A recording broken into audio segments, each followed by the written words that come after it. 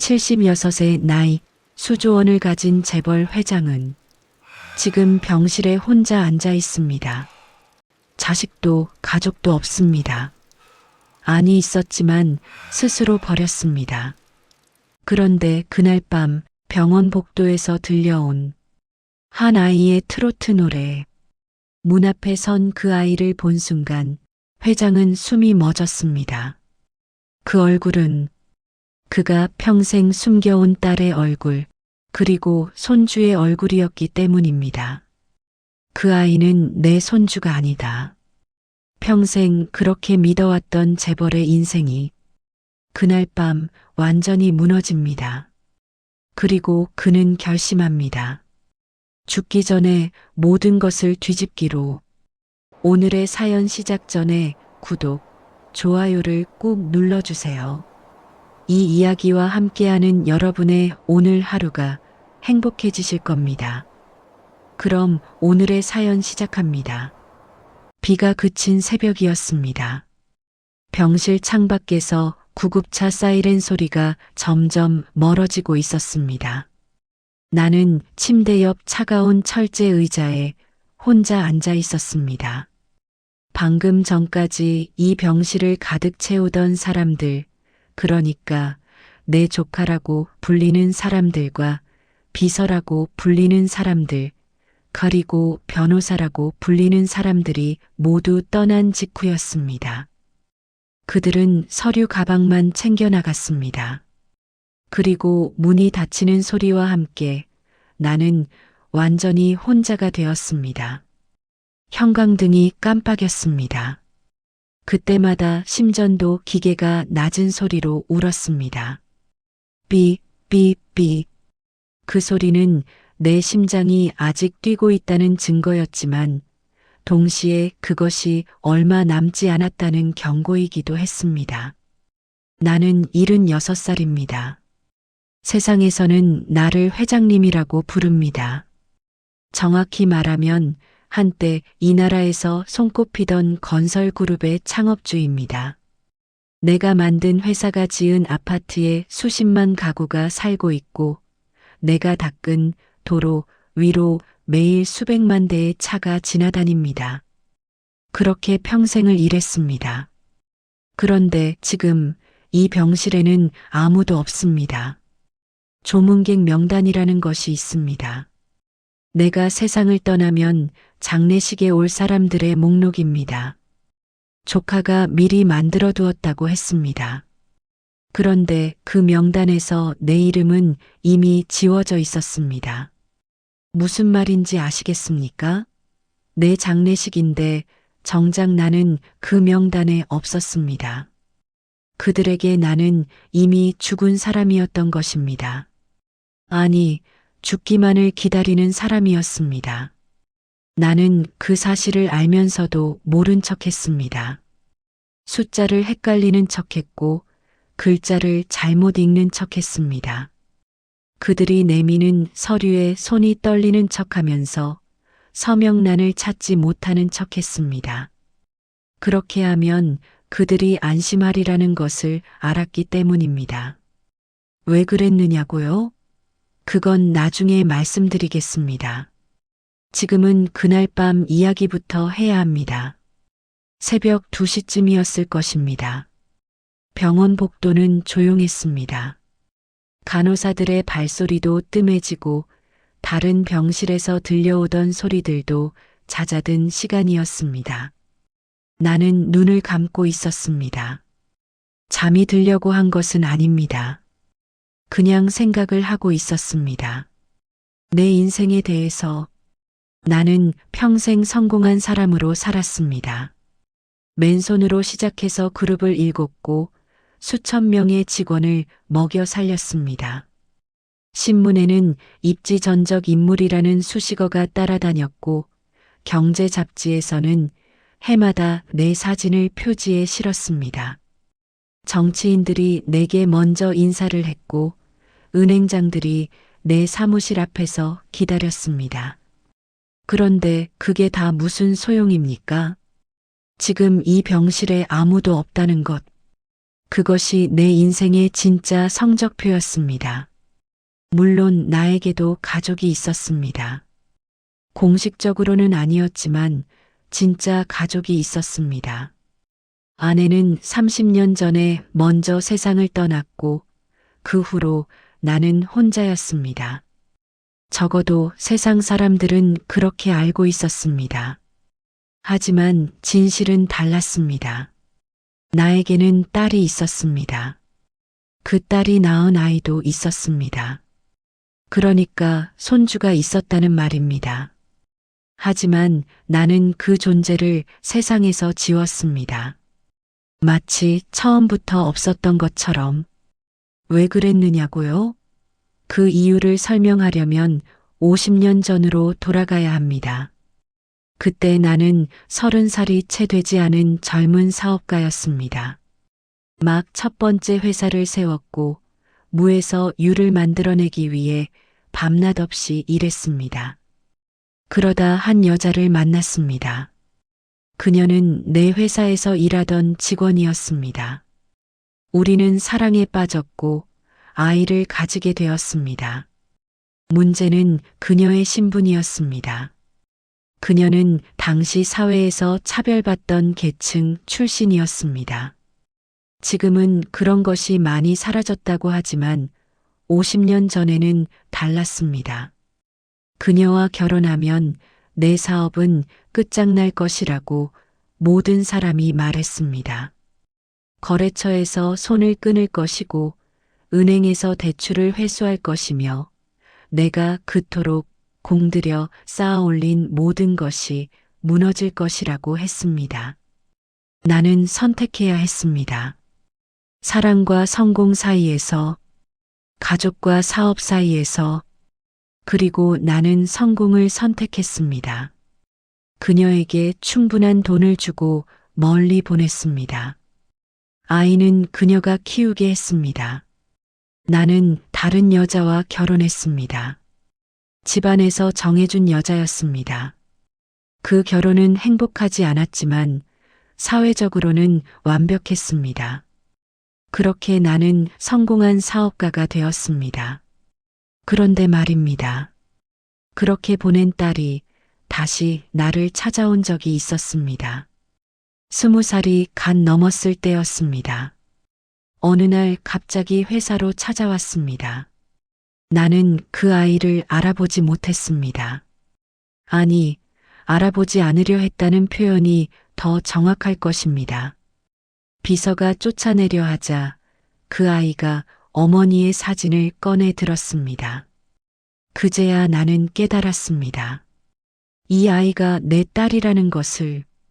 나는 그때도 그 아이를 받아들이지 않았습니다. 이미 나는 너무 높은 곳에 있었습니다. 제게 순위 10위 안에 드는 그룹의 회장이었습니다. 그런 내게 숨겨진 딸이 있다는 것이 알려지면 스캔들이 될 것이 분명했습니다. 언론이 달려들 것이고 주가가 떨어질 것이며 내 명성에 금이 갈 것이었습니다. 그래서 다시 한번 나는 그 아이를 버렸습니다. 물론 돈은 주었습니다. 충분히 살 수 있을 만큼. 하지만 인정하지는 않았습니다. 세상에 알리지도 않았습니다. 그저 돈으로 입을 막고 멀리 떠나게 했습니다. 그 아이가 그 후로 어떻게 살았는지 나는 오랫동안 알지 못했습니다. 아니, 알려고 하지 않았습니다. 그렇게 하는 것이 모두에게 좋다고 스스로를 속였습니다. 그런데 10년 전 그 아이가 세상을 떠났다는 소식을 들었습니다. 교통사고였다고 했습니다. 내가 보낸 돈으로 작은 가게를 운영하다가 새벽에 물건을 받으러 나갔다가 화물차에 치였다고 했습니다. 그 아이에게는 어린 딸이 있었습니다. 그러니까 내 손녀였습니다. 그 아이가 4살 때 어머니를 잃은 것입니다. 나는 그 소식을 듣고도 아무것도 하지 않았습니다. 손녀는 친척에게 맡겨졌습니다. 그 후로 여러 집을 전전하다가 결국 시설에 들어갔다고 했습니다. 나는 그것을 알면서도 모른 척 했습니다. 내 삶에 그 아이가 끼어들면 복잡해질 것이라고 생각했습니다. 그렇게 또 10년이 흘렀습니다. 그리고 지금 나는 이 병실에 혼자 누워 있습니다. 76년을 살면서 모은 재산은 수조 원에 달하지만 그 돈은 내 것이 아닙니다. 이미 조카와 비서들이 온갖 서류를 만들어 빼돌리고 있습니다. 그들은 내가 치매에 걸렸다고 주장하고 있고 법원에 후견인 지정을 신청해 놓은 상태입니다. 나는 그것을 알고 있었습니다. 하지만 모르는 척 했습니다. 바보인 척 했습니다. 거기에는 이유가 있었습니다. 그날 밤 새벽 2시가 조금 넘었을 때입니다. 복도 끝에서 이상한 소리가 들려왔습니다. 처음에는 환청인 줄 알았습니다. 노래소리 같은 것이 희미하게 들려왔기 때문입니다. 그런데 그 노래가 점점 가까워졌습니다. 익숙한 멜로디였습니다. 요즘 TV를 틀면 자주 나오던 노래였습니다. 어린 트로트 가수가 부르는 노래였습니다. 10서너 살밖에 되지 않았는데 어른들도 울게 만드는 목소리를 가진 아이. 나는 그 아이의 노래를 들을 때마다 이상하게 마음이 아팠습니다. 그 이유를 그날 밤에야 비로소 깨달았습니다. 복도 끝에서 작은 발소리가 들려왔습니다. 그리고 병실 문 앞에 한 아이가 서 있었습니다. 밤늦은 시간에 병원 복도를 혼자 걸어온 어린아이였습니다. 나는 희미한 불빛 속에서 그 아이의 얼굴을 보았습니다. 그 순간 내 심장이 멈추는 것 같았습니다. 그 아이의 눈, 코, 입. 그것은 50년 전 내가 사랑했던 그 여자의 얼굴이었습니다. 그리고 20년 전 나를 찾아왔던 그 딸의 얼굴이었습니다.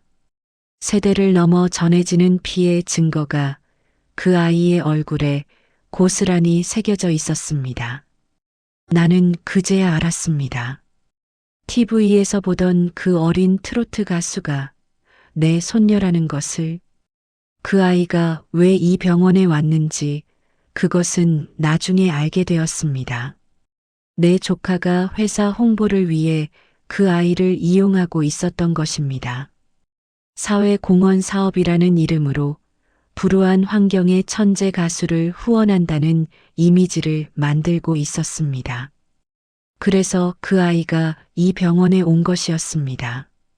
나를 보러 온 것이 아니라 홍보 사진을 찍기 위해 온 것이었습니다. 하지만 그 아이는 나를 보았습니다. 병실 문 앞에 서서 나를 물끄러미 바라보았습니다. 나도 그 아이를 보았습니다. 그리고 나는 미소를 지었습니다. 아무도 몰랐습니다.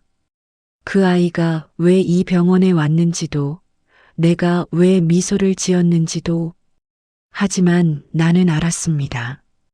이제 내가 무엇을 해야 하는지. 그날 밤 나는 결심했습니다.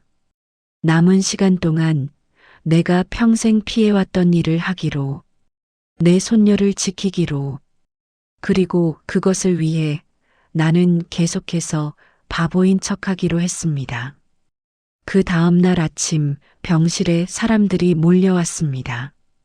가장 먼저 온 것은 내 조카였습니다. 정확히 말하면 내 아내 쪽 조카입니다.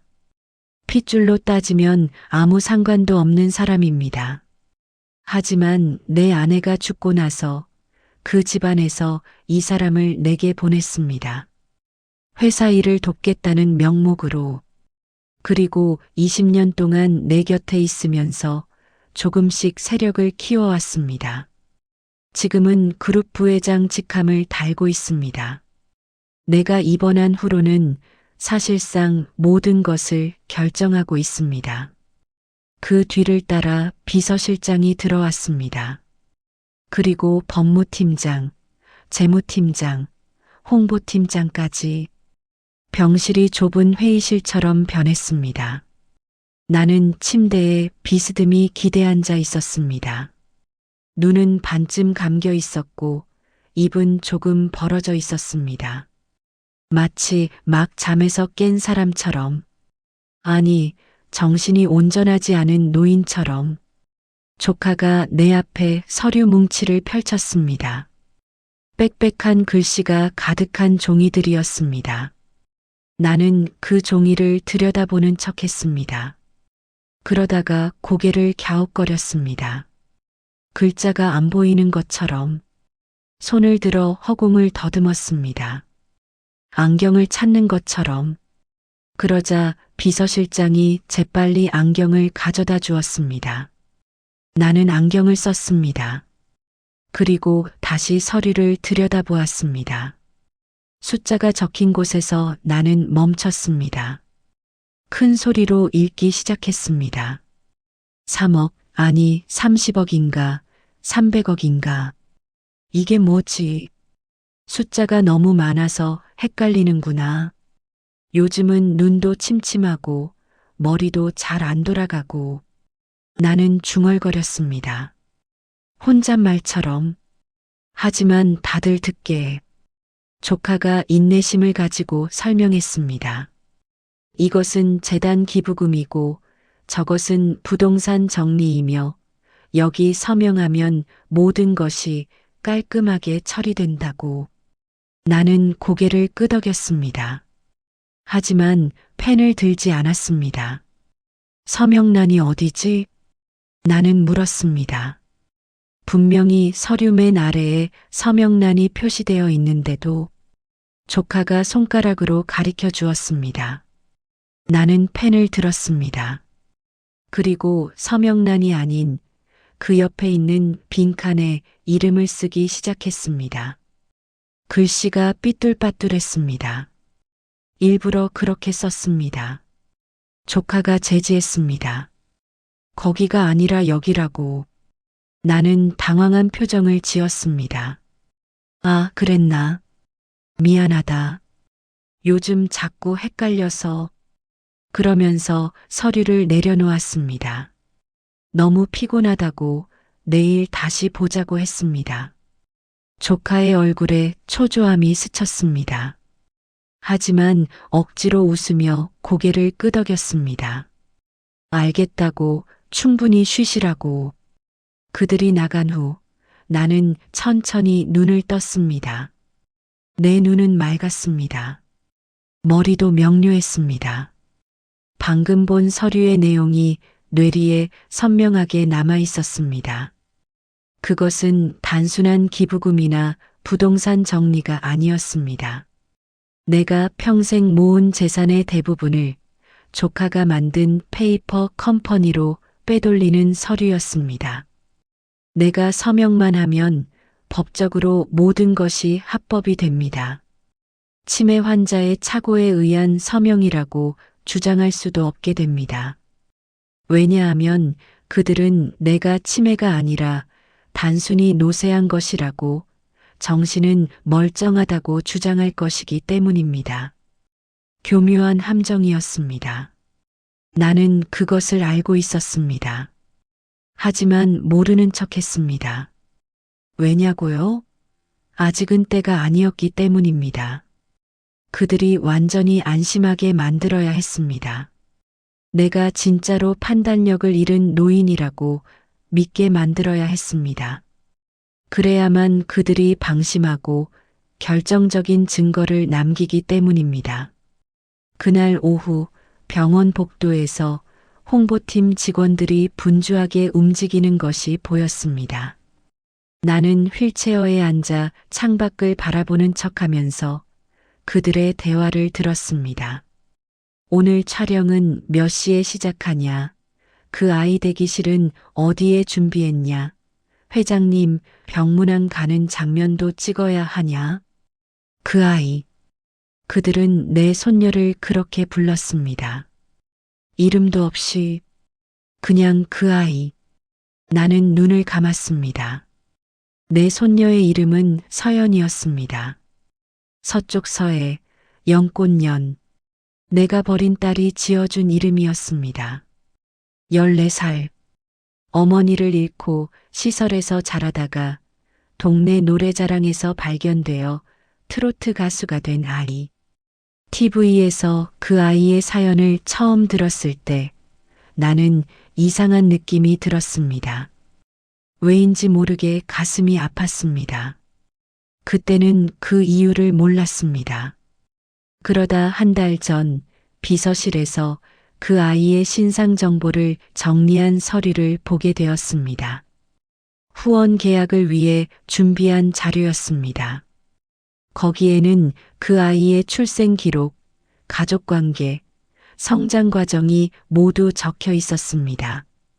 그리고 어머니 이름 옆에 내가 평생 숨겨온 이름이 적혀 있었습니다. 내 딸의 이름. 나는 그제야 알았습니다. TV에서 노래하던 그 아이가 내 피를 이어받은 손녀라는 것을. 그때부터 나는 연기를 시작했습니다. 조카는 그 아이를 단순히 홍보용으로 이용하고 있었습니다. 불우한 환경의 천재 가수를 후원하는 것이 회사 이미지에 좋다고 판단한 것입니다. 하지만 그 아이가 나와 혈연 관계라는 것은 전혀 모르고 있었습니다. 아무도 몰랐습니다. 왜냐하면 나는 평생 그것을 숨겨왔으니까요. 그날 저녁 촬영이 끝난 후 그 아이가 다시 내 병실 앞을 지나갔습니다. 나는 휠체어에 앉아 복도를 내다보고 있었습니다. 우연인 척했지만 사실은 기다리고 있었습니다. 그 아이가 나를 보았습니다. 그리고 발걸음을 멈추었습니다. 잠시 동안 우리는 서로를 바라보았습니다. 그 아이의 눈에는 호기심이 있었습니다. 왜 이 할아버지가 자신을 그렇게 보는지 의아해하는 눈빛이었습니다. 나는 손을 들어 작게 흔들었습니다. 인사하듯이. 그 아이도 손을 흔들었습니다. 어색하게. 그리고 매니저가 그 아이를 재촉했습니다. 가야 한다고. 그 아이가 멀어져 갈 때 나는 입술을 깨물었습니다. 저 아이에게 나는 아무것도 아니었습니다. 그냥 병원에 입원한 늙은 환자. 어쩌다 만난 낯선 사람. 그것이 당연했습니다. 내가 그렇게 만들었으니까요. 내가 저 아이의 가족을 부정했으니까요. 하지만 이제부터는 달라야 했습니다. 그날 밤 나는 병원 공중전화를 찾아갔습니다. 요즘은 휴대전화 시대라서 공중전화를 쓰는 사람이 거의 없습니다. 그래서 좋았습니다. 아무도 내가 어디에 전화하는지 알 수 없었으니까요. 나는 한 변호사에게 전화를 걸었습니다. 그룹과 상관없는 외부 변호사였습니다. 30년 전에 함께 일한 적이 있는 사람이었습니다. 그 후로는 연락이 끊어졌지만 신뢰할 수 있는 사람이라는 것은 알고 있었습니다. 전화가 연결되었습니다. 나는 낮은 목소리로 말했습니다. 나야. 오랜만이지. 부탁할 일이 있어. 상대방이 놀라는 기색이었습니다. 수십 년 만에 듣는 목소리였으니까요. 나는 간단히 설명했습니다. 지금 내가 처한 상황과 내가 준비하고 있는 일에 대해서. 그리고 한 가지를 부탁했습니다. 과거의 기록을 찾아달라고. 50년 전 한 여자가 낳은 아이의 출생 신고서, 그 아이가 낳은 또 다른 아이의 기록, 그리고 그 아이들이 어떻게 살았는지, 어디에서 어떻게 됐는지, 모든 것을 증명할 수 있는 기록. 그것이 나의 무기였습니다. 돈도 힘도 아니었습니다. 기록, 제도, 법. 그것만이 내가 가진 유일한 무기였습니다. 전화를 끊고 병실로 돌아오는 길 나는 생각했습니다. 평생 동안 나는 힘으로 살았습니다. 돈의 힘, 권력의 힘, 사람을 부리는 힘. 그래서 내가 원하는 것은 대부분 이루어졌습니다. 하지만 그 힘으로 지키지 못한 것들이 있었습니다. 사랑하는 사람을 보내야 했고, 자식을 버려야 했으며, 손녀가 고아원에서 자라는 것을 지켜볼 수밖에 없었습니다. 힘이 있어도 지킬 수 없는 것이 있다는 것. 그것을 나는 너무 늦게 깨달았습니다. 하지만 아직 기회가 있었습니다. 내가 죽기 전에 한 가지는 바로잡을 수 있었습니다. 내 손녀의 존재를 세상에 알리고 그 아이가 정당한 권리를 찾게 하는 것. 그것이 내가 할 수 있는 마지막 일이었습니다. 다음 날부터 나는 더욱 철저하게 연기했습니다. 아침마다 의사가 회진을 올 때 나는 같은 질문을 반복했습니다. 오늘이 무슨 요일이지? 여기가 어디지? 내 이름이 뭐였더라? 의사들은 고개를 끄덕이며 기록을 남겼습니다. 인지 기능 저하 의심. 간호사들에게도 비슷하게 행동했습니다. 밥을 먹다가 갑자기 숟가락을 내려놓고 멍하니 허공을 바라보았습니다.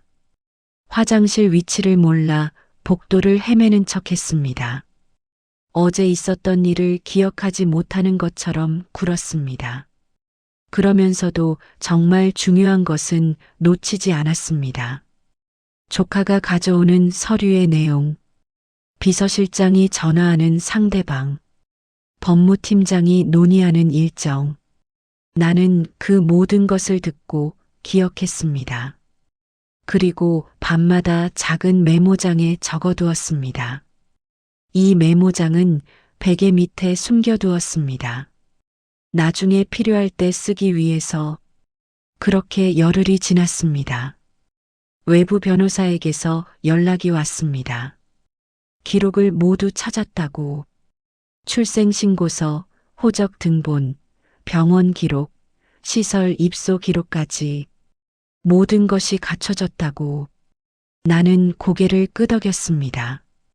이제 퍼즐의 조각이 맞춰지기 시작했습니다. 그 아이가 노래를 부를 때 나는 이미 알았습니다.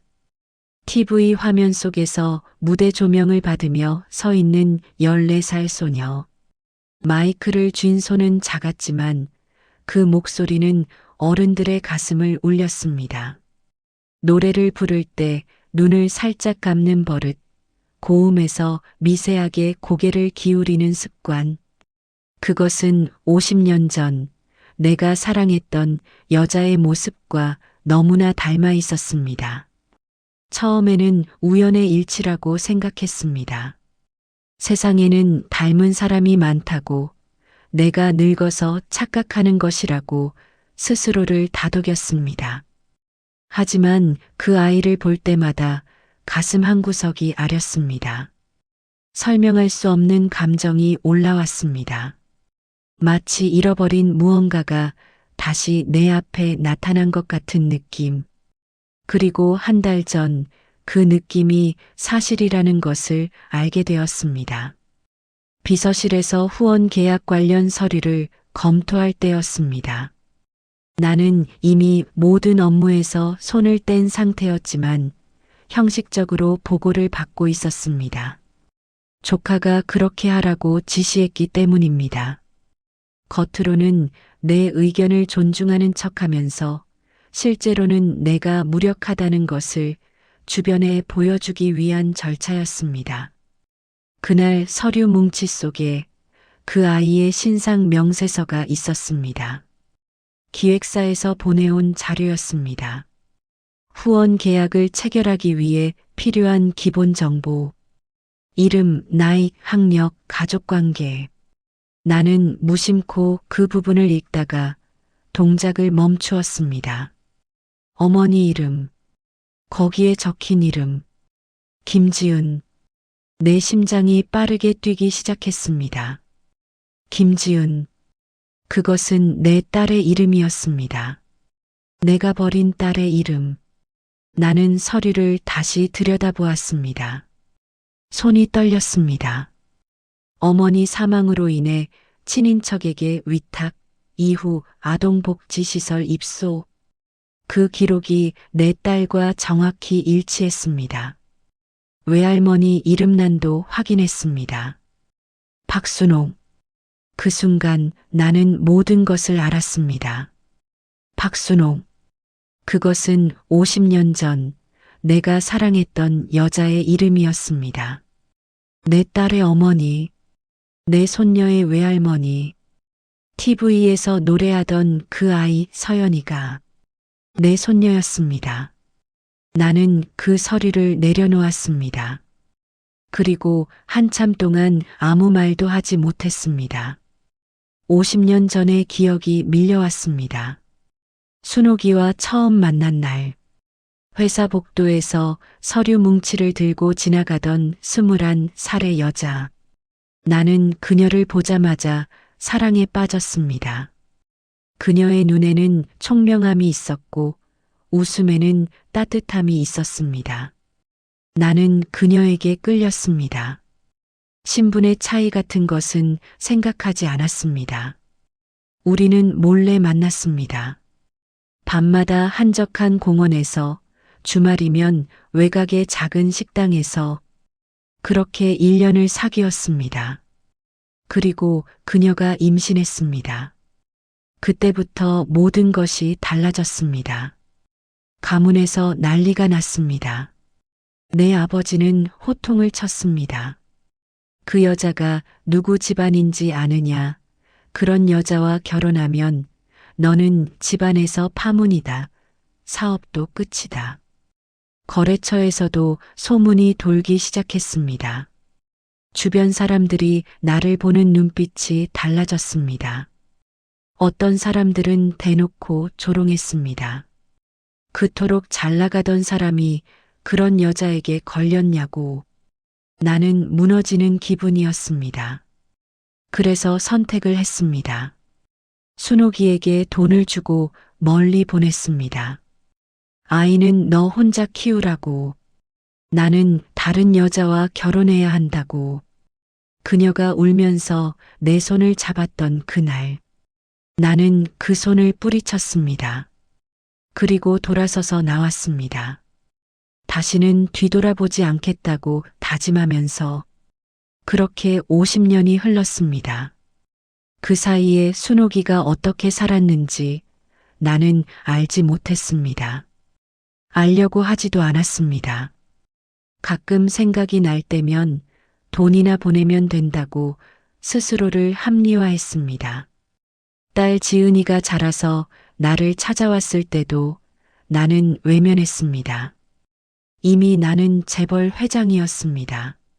숨겨진 딸의 존재가 알려지면 스캔들이 될 것이 분명했습니다. 그래서 또다시 돈으로 해결하려 했습니다. 지은이가 그때 무슨 표정을 지었는지 지금도 기억합니다. 원망이 아니었습니다. 슬픔도 아니었습니다. 그냥 체념이었습니다. 마치 처음부터 기대하지 않았다는 듯이 그래요, 그렇겠죠 하는 표정이었습니다. 그 표정이 가끔 꿈에 나왔습니다. 그리고 지은이가 교통사고로 세상을 떠났다는 소식을 들었을 때 나는 한동안 잠을 이루지 못했습니다. 장례식에도 가지 않았습니다. 가고 싶었지만 갈 수 없었습니다. 내가 나타나면 복잡해질 것이라고, 그것이 다 핑계였다는 것을 알면서도 그렇게 생각했습니다. 그 후로 10년 동안 나는 손녀의 존재를 잊고 살았습니다. 아니, 잊으려고 애썼습니다. 그 아이가 시설에 있다는 것을 알면서도 아무것도 하지 않았습니다. 내가 나서면 상황이 복잡해진다고, 조용히 돈만 보내면 된다고 스스로를 속였습니다. 그런데 그 아이가 가수가 되어 TV에 나왔습니다. 처음에는 우연히 채널을 돌리다가 보게 되었습니다. 음악 프로그램이었습니다. 작은 체구의 소녀가 큰 무대에 올라 트로트를 부르고 있었습니다. 사회자가 그 아이의 사연을 소개했습니다. 어린 나이에 어머니를 잃고 시설에서 자랐다고. 그런데도 노래에 대한 열정을 잃지 않았다고. 나는 그 소녀의 얼굴을 멍하니 바라보았습니다. 왜 이 아이가 나와 상관없는데도 가슴이 아프지? 왜 이 아이의 노래를 들으면 눈물이 나지? 그때는 그 이유를 몰랐습니다. 그리고 한 달 전 비서실의 서류를 보고 알게 되었습니다. 그 아이가 내 손녀라는 것을. 그 순간 모든 것이 무너져 내렸습니다. 내가 50년 동안 쌓아 올린 것들, 명성, 부, 권력, 그 모든 것이 한순간에 무의미해졌습니다. 왜냐하면 나는 정작 가장 소중한 것을 잃었기 때문입니다. 가족을 버렸고 그 대가로 성공을 얻었습니다. 하지만 그 성공이 무슨 소용입니까? 지금 이 병실에 혼자 누워 있는 것이 그 성공의 결말이었습니다. 나는 그날 밤 울었습니다. 오랜만에 울었습니다. 아내가 죽었을 때도 울지 않았습니다. 딸이 죽었다는 소식을 들었을 때도 참았습니다. 하지만 그날은 참을 수 없었습니다. 침대에 누워서 베개에 얼굴을 묻고 소리 없이 울었습니다. 50년 전에 내가 다른 선택을 했더라면, 순옥이와 결혼했더라면, 지은이를 내 딸로 인정했더라면, 서연이가 시설이 아니라 내 곁에서 자랐더라면, 모든 것이 달라졌을 것입니다. 하지만 이미 지나간 일이었습니다. 시간을 되돌릴 수는 없었습니다. 내가 할 수 있는 것은 남은 시간 동안 조금이라도 바로잡는 것뿐이었습니다. 그래서 나는 결심했습니다. 서연이를 지키기로. 그 아이가 나와 혈연관계라는 것을 세상에 알리고 정당한 권리를 찾게 하기로. 그리고 그것을 위해서는 조카와 비서들을 먼저 처리해야 했습니다. 그들은 이미 내 재산을 빼돌리고 있었습니다. 내가 치매에 걸렸다고 주장하면서 후견인 지정을 신청해 놓은 상태였습니다. 만약 그들이 후견인이 되면 내 재산은 모두 그들 손에 들어갈 것이었습니다. 그리고 서연이는 아무것도 받지 못할 것이었습니다. 나는 그것을 막아야 했습니다. 그래서 일부러 바보인 척하기 시작했습니다. 숫자를 헷갈리고 글자를 더듬으며 서명란을 못 찾는 척했습니다. 그들이 안심하게 만들어야 했습니다. 그들이 방심해서 실수를 저지르게 만들어야 했습니다. 동시에 외부 변호사를 통해 기록을 모았습니다. 서연이가 내 손녀라는 것을 증명할 수 있는 모든 기록, 출생신고서, 호적 등본, 병원 분만 기록, DNA 검사가 가능한 자료들, 그리고 조카가 내 재산을 빼돌린 증거도 모았습니다. 페이퍼 컴퍼니의 서류, 불법 송금 기록, 위조된 계약서들, 모든 것이 준비되면 단번에 뒤집을 생각이었습니다. 그때까지는 참아야 했습니다. 며칠 후 병원에서 또 한 번 촬영이 있었습니다. 회사 홍보팀이 주관하는 봉사활동이었습니다. 어린 트로트 가수가 병원을 방문해서 환자들을 위문하는 장면을 찍는 것이었습니다. 나는 휠체어에 앉아 로비에 나가 있었습니다. 물론 우연인 척했습니다. 그냥 바람 쐬러 나온 것처럼 굴었습니다. 서연이가 다른 환자들 앞에서 노래를 불렀습니다. 나는 멀찍이 떨어진 곳에서 그 모습을 지켜보았습니다. 그 아이의 목소리가 로비에 울려 퍼졌습니다. 트로트 특유의 구성진 가락이 병원의 차가운 공기를 따뜻하게 데웠습니다. 환자들이 손뼉을 치고 간호사들이 미소를 지었습니다. 나도 모르게 손뼉을 쳤습니다. 노래가 끝나고 서연이가 환자들에게 인사를 했습니다. 그러다 우연히 내 쪽을 돌아보았습니다. 우리 눈이 마주쳤습니다. 서연이가 잠시 머뭇거렸습니다. 그러더니 내 쪽으로 걸어왔습니다. 할아버지, 저번에도 뵀죠? 그 아이가 내 앞에 서서 말했습니다. 그 목소리는 무대 위와 달리 작고 조심스러웠습니다. 나는 고개를 끄덕였습니다. 노래 잘 들었다. 내 목소리도 떨렸습니다. 겨우 그 한마디를 하는데도 온 힘을 다해야 했습니다. 서연이가 방긋 웃었습니다. 감사합니다. 할아버지도 빨리 나으세요. 그 말을 남기고 서연이는 매니저에게 불려갔습니다. 나는 그 뒷모습을 오래도록 바라보았습니다. 저 아이는 모릅니다. 내가 누구인지, 자신의 외증조모가 누구인지, 왜 어머니가 평생을 힘들게 살았는지, 모든 것이 나 때문이었다는 것을. 하지만 언젠가는 알게 될 것입니다. 그때 저 아이가 나를 원망해도 나는 받아들일 것입니다. 오히려 원망하는 것이 당연합니다. 다만 한 가지, 저 아이가 정당한 권리를 되찾는 것만큼은 반드시 해내겠다고 다짐했습니다. 그것이 내가 죽기 전에 할 수 있는 유일한 속죄였습니다. 나의 수단은 딱 하나였습니다. 기록. 돈이 아니었습니다. 물론 돈이 있었지만 그 돈은 이미 조카가 장악하고 있었습니다. 내 계좌는 감시받고 있었고 카드는 사용 내역이 모두 보고되었습니다. 큰 돈을 움직이면 바로 들킬 것이 분명했습니다. 권력도 아니었습니다. 한때는 장관도 나를 찾아오고 국회의원들이 줄을 섰습니다. 하지만 내가 입원하고 나서는 전화를 받는 사람조차 줄었습니다. 병든 늙은이에게 힘이란 없는 것입니다. 내가 가진 것은 오직 기록뿐이었습니다. 과거에 일어난 일들의 증거, 숨길 수 없는 팩트, 법 앞에서 진실로 인정받을 수 있는 문서들, 외부 변호사에게 부탁한 것이 바로 그것이었습니다. 가장 먼저 필요한 것은 서연이가 내 손녀라는 증거였습니다.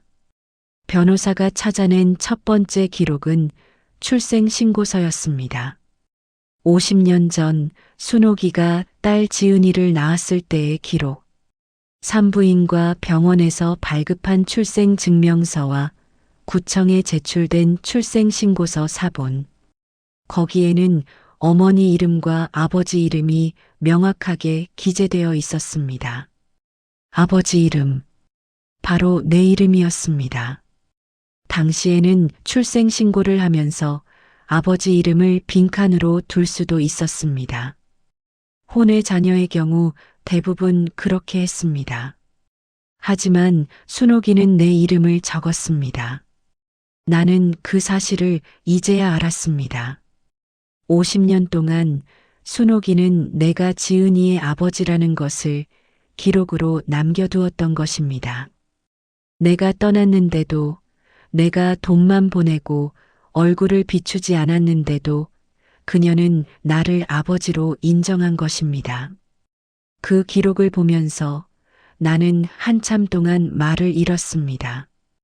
두 번째 기록은 지은이의 호적 등본이었습니다. 지은이가 자라서 결혼하고 서연이를 낳았을 때의 기록. 호적에는 지은이의 부모가 기재되어 있었습니다. 어머니 박순옥, 아버지 란에는 내 이름이 있었습니다. 그리고 서연이의 출생 기록에는 어머니가 김지은으로 되어 있었습니다. 아버지는 미상. 서연이의 친부가 누구인지는 지은이도 밝히지 않은 것 같았습니다. 하지만 중요한 것은 서연이가 지은이의 딸이라는 것이었습니다. 그리고 지은이가 내 딸이라는 것이었습니다. 3대에 걸친 혈연 관계가 기록으로 증명된 것입니다. 세 번째 기록은 병원분만 기록이었습니다. 50년 전 산부인과는 이미 폐업했지만 병원 기록은 보건당국에 이관되어 있었습니다. 변호사가 법적 절차를 통해 그 기록을 확보했습니다. 산모 이름 분만 일시, 신생아 정보가 모두 기재되어 있었습니다. 이 기록들을 조합하면 서연이가 내 혈연이라는 것을 충분히 증명할 수 있었습니다. 만약 더 확실한 증거가 필요하다면 DNA 검사를 하면 되었습니다. 내가 살아있는 동안 검사를 하면 결과가 나올 것입니다. 변호사는 신중하게 움직였습니다. 내 조카에게 들키면 안 되었습니다. 그래서 모든 연락은 병원 공중전화를 통해서만 했습니다. 서류는 외부인 면회객으로 위장한 변호사 사무실 직원이 전달했습니다. 나는 그 서류들을 확인한 후 안전한 곳에 보관해 두었습니다. 병실에는 둘 수 없었습니다. 조카의 부하들이 가끔 내 짐을 뒤지는 것 같았습니다. 물건 위치가 미묘하게 바뀌어 있을 때가 있었습니다. 그래서 나는 병원 내 다른 장소를 이용했습니다. 지하 1층에 작은 종교시설이 있었습니다. 기도실이라고 불리는 곳이었습니다. 거기에는 낡은 책장이 있었고 오래된 성경책과 경전들이 꽂혀 있었습니다. 아무도 그 책들을 읽지 않는 것 같았습니다. 먼지가 두껍게 쌓여 있었습니다. 나는 그 책들 사이에 서류 봉투를 끼워 두었습니다. 밤마다 휠체어를 타고 기도실에 갔습니다. 기도하러 간다고 하면 아무도 의심하지 않았습니다. 늙은 환자가 죽음을 앞두고 신을 찾는 것은 흔한 일이니까요. 기도실에서 나는 서류들을 다시 확인하고 다음 단계를 계획했습니다. 조카가 내 재산을 빼돌린 증거도 모아야 했습니다. 그것은 좀 더 어려운 일이었습니다. 직접적인 서류에 접근하기가 쉽지 않았기 때문입니다. 하지만 나에게는 한 가지 이점이 있었습니다. 조카와 비서들이 나를 무시하고 있다는 것. 그들은 내 앞에서 거리낌 없이 이야기했습니다. 어차피 늙은이가 알아듣지 못할 것이라고 생각했기 때문입니다. 그래서 나는 귀가 어두운 척하면서 그들의 대화를 들었습니다. 특히 비서실장과 법무팀장의 대화가 중요했습니다. 어느 날 그들이 병실 밖 복도에서 이야기하는 것을 들었습니다. 목소리가 낮았지만 나는 휠체어를 밀고 화장실 가는 척하면서 천천히 지나갔습니다. K만 계좌 이체는 다음 주 완료입니다. 서류상 회장님 서명이 필요한데 그건 저희가 준비해 둔 위임장으로 처리하면 됩니다. 그들은 그런 이야기를 하고 있었습니다. K만. 그것은 조세 피난처로 유명한 곳이었습니다. 거기에 페이퍼 컴퍼니를 세우고 돈을 빼돌리고 있다는 뜻이었습니다. 그리고 내 서명을 위조한 위임장을 쓰고 있다는 것도 알았습니다. 나는 그 정보를 메모장에 적어두었습니다. 며칠 후 비서실장이 내 병실에 서류를 가져왔습니다. 형식적인 결제 서류라고 했습니다. 회사 운영에 필요한 거래 승인. 나는 서류를 받아들었습니다. 그리고 서명하는 척하면서 내용을 꼼꼼히 읽었습니다. 물론 시간이 오래 걸렸습니다. 글자를 더듬으면서 여기가 뭐라고 적혀 있지, 이 숫자가 뭐지 하며 중얼거렸습니다. 비서실장이 짜증을 누르며 설명해 주었습니다. 그 덕분에 나는 그 서류가 어떤 내용인지 정확히 알 수 있었습니다.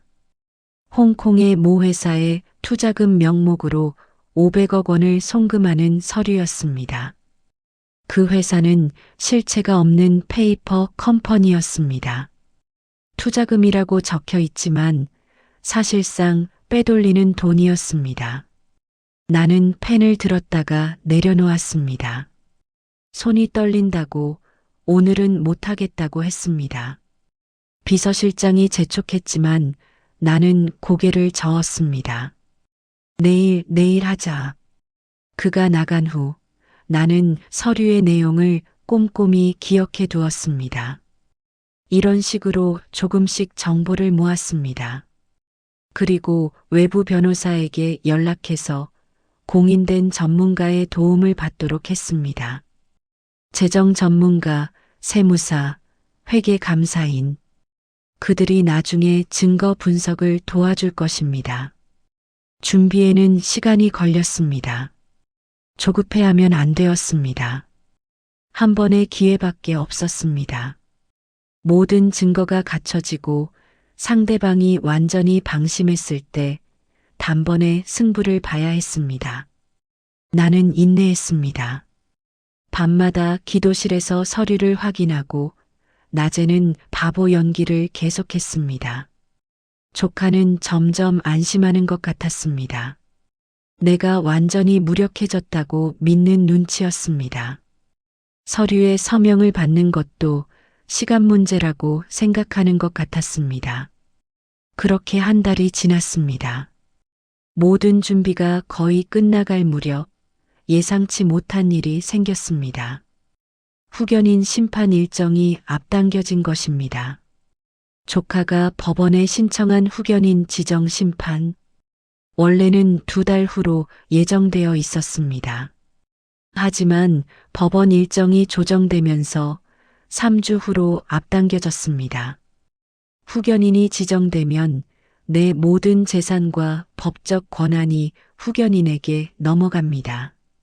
조카가 후견인이 되면 나는 아무것도 할 수 없게 됩니다. 시간이 없었습니다.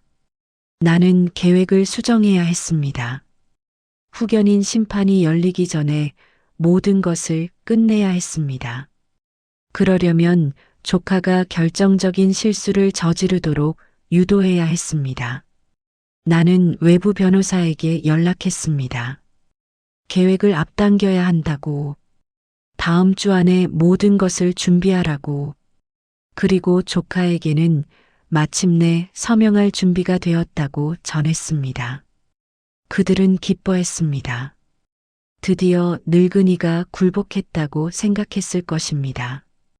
재산을 손에 넣을 날이 멀지 않았다고 확신했을 것입니다. 하지만 그들은 몰랐습니다. 내가 무엇을 준비하고 있었는지. 내가 서명하겠다고 하자 조카의 태도가 달라졌습니다. 평소에는 일주일에 한두 번 얼굴을 비추던 사람이 매일 병실에 들렀습니다. 과일 바구니도 가져왔고 보양식도 챙겨왔습니다. 간호사들에게는 큰 소리로 말했습니다. 큰어른을 잘 모셔라. 뭐든 필요한 것 있으면 바로 가져다 드려라. 갑자기 효자 노릇을 하는 것이었습니다. 나는 속으로 웃었습니다. 사람은 참 단순합니다. 원하는 것을 얻을 수 있다고 생각하면 갑자기 친절해집니다. 자신의 욕심이 채워질 것 같으면 잠시나마 가면을 쓸 수 있습니다. 나는 그 가면 뒤에 무엇이 있는지 이미 알고 있었습니다. 조카가 준비한 서류는 총 3종류였습니다. 첫 번째는 재단 기부 승인서였습니다. 내 재산 중 일부를 공익재단에 기부한다는 내용이었습니다. 하지만 그 공익재단의 이사장이 누구인지 아시겠습니까? 바로 조카 본인이었습니다. 결국 내 돈이 조카 주머니로 들어가는 것이었습니다. 두 번째는 부동산 매각 위임장이었습니다. 내 명의로 된 건물과 토지를 매각하는 권한을 조카에게 위임하는 서류였습니다. 이것이 체결되면 조카는 내 부동산을 마음대로 팔 수 있게 됩니다. 물론 그 돈이 어디로 갈지는 뻔했습니다. 세 번째는 주식 신탁 계약서였습니다. 내가 보유한 그룹 주식을 신탁회사에 맡기는 내용이었습니다. 하지만 그 신탁회사의 실질적인 지배자가 누구인지 아시겠습니까? 역시 조카였습니다. 이 세 가지 서류에 내가 서명하면 내 재산의 대부분이 법적으로 조카의 손에 넘어가게 됩니다. 나는 그것을 알면서도 서명하겠다고 했습니다. 왜냐고요? 그들이 완전히 방심하게 만들기 위해서였습니다. 그들이 안심하고 모든 것을 드러낼 때 나는 한 번에 뒤집을 생각이었습니다. 서명일이 잡혔습니다. 다음 주 월요일, 병실에서 공증인 입회하에 서명하기로 했습니다. 조카가 직접 공증인을 섭외했습니다. 물론 그 공증인도 조카 편 사람이었을 것입니다. 나는 그날까지 더욱 철저하게 연기했습니다. 아침마다 간호사에게 같은 질문을 했습니다. 오늘이 무슨 요일이지? 내가 밥을 먹었나? 약은 먹었나? 의사가 회진 올 때도 비슷하게 굴었습니다. 멍한 눈으로 바라보다가 갑자기 엉뚱한 이야기를 했습니다. 우리 집 마당에 감나무가 있었는데 말이야. 그런 소리를 중얼거렸습니다. 조카 앞에서는 더 심하게 연기했습니다. 서류를 보여주면 읽다가 중간에 멈추고 딴 생각을 했습니다. 이게 뭐였더라? 어디까지 읽었지 하면서 처음부터 다시 읽었습니다. 숫자가 나오면 손가락으로 세는 신용을 했습니다. 조카는 처음에는 참을성 있게 기다렸습니다. 하지만 점점 안절부절 못하는 기색이 역력했습니다. 그래도 끝까지 참았습니다. 왜냐하면 그 서류의 서명만 받으면 모든 것이 끝나니까요. 수조 원의 재산이 자기 것이 되니까요. 며칠쯤 더 기다리는 것은 아무것도 아니었을 것입니다. 그 며칠 동안 나는 마지막 준비를 마쳤습니다.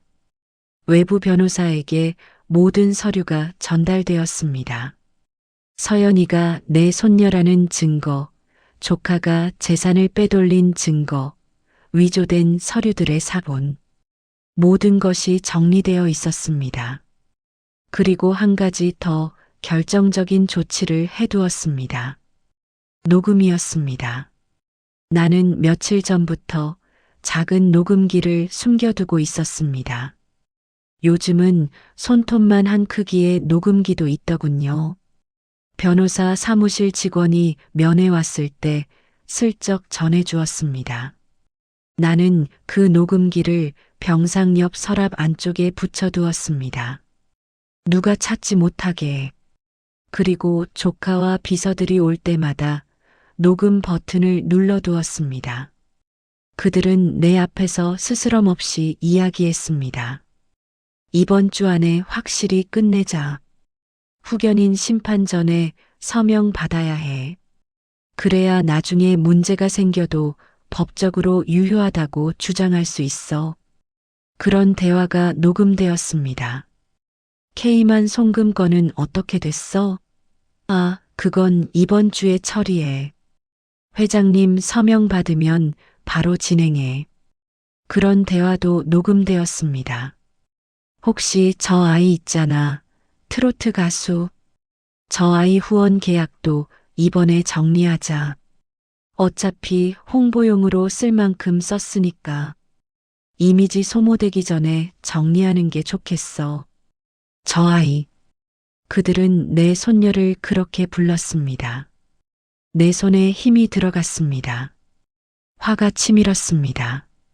하지만 참았습니다. 아직은 때가 아니었습니다. 서명일 이틀 전 서연이가 또 한 번 병원에 왔습니다. 이번에는 다른 병동에서 위문 공연이 있었습니다. 어린이 병동이었습니다. 아이들 앞에서 노래를 부르는 행사였습니다. 나는 휠체어를 타고 슬그머니 그곳에 갔습니다. 복도 끝에서 서연이가 노래하는 것을 지켜보았습니다. 아이들이 신나게 손뼉을 쳤습니다. 부모들이 눈물을 훔쳤습니다. 간호사들이 미소를 지었습니다. 서연이는 열심히 노래했습니다. 작은 몸으로 큰 목소리로 진심을 담아서 나는 그 모습을 보면서 생각했습니다. 저 아이가 겪었을 시간들을 4살의 어머니를 잃고 친척 집을 전전하다가 시설에 들어가 자랐습니다. 얼마나 외로웠을까요? 얼마나 힘들었을까요? 남들은 부모 손을 잡고 학교에 가고 방학이면 가족여행을 가는데 이 아이는 그런 것을 한 번도 해본 적이 없었을 것입니다. 그리고 그 모든 것이 내 탓이었습니다. 내가 순옥이를 버리지 않았더라면, 지은이를 인정했더라면, 서연이가 태어났을 때 손을 내밀었더라면, 이 아이는 이런 삶을 살지 않아도 되었을 것입니다. 공연이 끝나고 서연이가 아이들과 사진을 찍었습니다. 그러다 우연히 복도 쪽을 돌아보았습니다. 그리고 나를 발견했습니다. 서연이가 내 쪽으로 걸어왔습니다. 할아버지, 또 뵙네요. 오늘도 산책 나오셨어요? 나는 고개를 끄덕였습니다. 서연이가 내 옆에 쪼그리고 앉았습니다. 눈높이를 맞추려는 것 같았습니다. 할아버지는 손주 있으세요? 갑작스러운 질문이었습니다. 나는 잠시 말을 잃었습니다. 그러다 겨우 대답했습니다. 있지. 손녀가 있어. 서연이가 눈을 빛냈습니다. 와, 좋으시겠다. 손녀분이랑 자주 만나세요? 나는 고개를 저었습니다. 아니, 오래 못 만났어. 왜요? 서연이가 순진하게 물었습니다. 나는 한참 동안 대답하지 못했습니다. 그러다 겨우 말했습니다. 내가 잘못해서 그래. 서연이가 고개를 갸웃거렸습니다. 이해하지 못하는 표정이었습니다. 잘못했으면 사과하면 되잖아요. 손녀분이 할아버지를 용서해 줄 거예요. 그 말이 가슴을 찔렀습니다. 사과, 용서, 그것이 그렇게 쉬운 일이었습니까? 내가 저지른 잘못은 너무 컸습니다. 50년 동안 외면하고 숨기고 버린 것, 그것을 사과한다고 용서받을 수 있을까요? 하지만 서연이의 말이 맞았습니다. 사과라도 해야 했습니다. 그것이 시작이었습니다. 나는 서연이의 손을 잡았습니다. 그래, 내 말이 맞아. 사과해야지. 서연이가 방긋 웃었습니다. 잘하실 거예요, 할아버지. 그 순간 매니저가 서연이를 불렀습니다. 가야 할 시간이라고. 서연이가 일어나면서 말했습니다. 할아버지, 빨리 나으세요. 그리고 손녀분이랑 화해하세요. 나는 고개를 끄덕였습니다. 서연이가 멀어져 갈 때 나는 그 뒷모습을 오래도록 바라보았습니다. 저 아이는 모릅니다.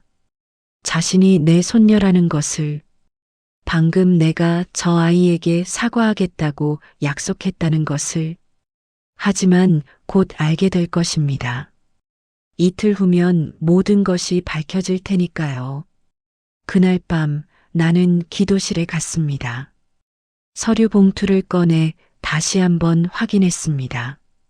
모든 것이 준비되어 있었습니다. 그리고 마음속으로 다짐했습니다. 내일 조카가 마지막으로 방심하게 만들 것입니다. 서명할 것처럼 행동하면서 결정적인 순간까지 끌어갈 것입니다. 그리고 그들이 완전히 안심했을 때 모든 것을 뒤집을 것입니다. 나는 오래된 성경책을 집어들었습니다. 아무 페이지나 펼쳤습니다. 거기에 이런 구절이 적혀 있었습니다.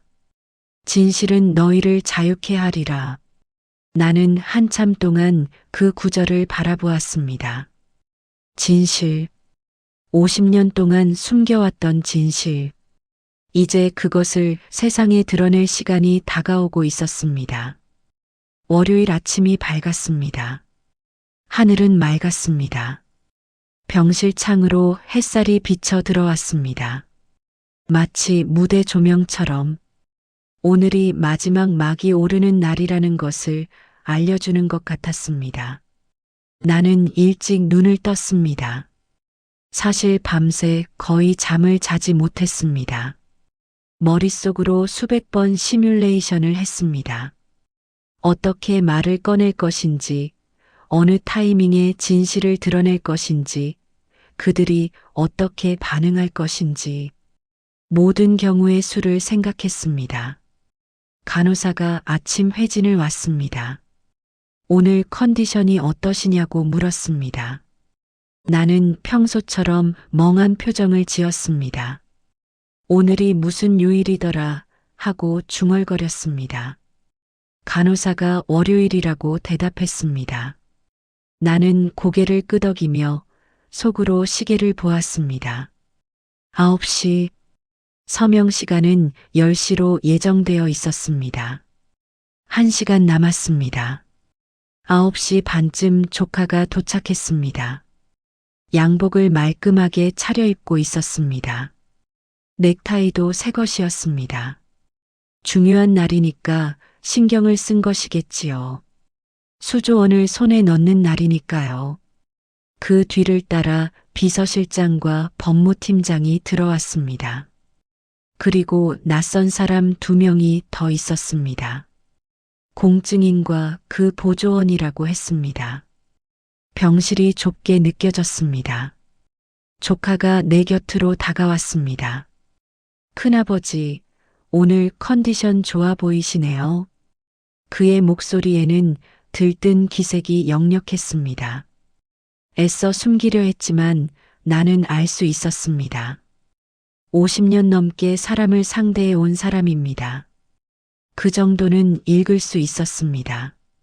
나는 천천히 고개를 끄덕였습니다. 그래, 오늘은 좀 낫구나. 조카가 서류 가방을 열었습니다.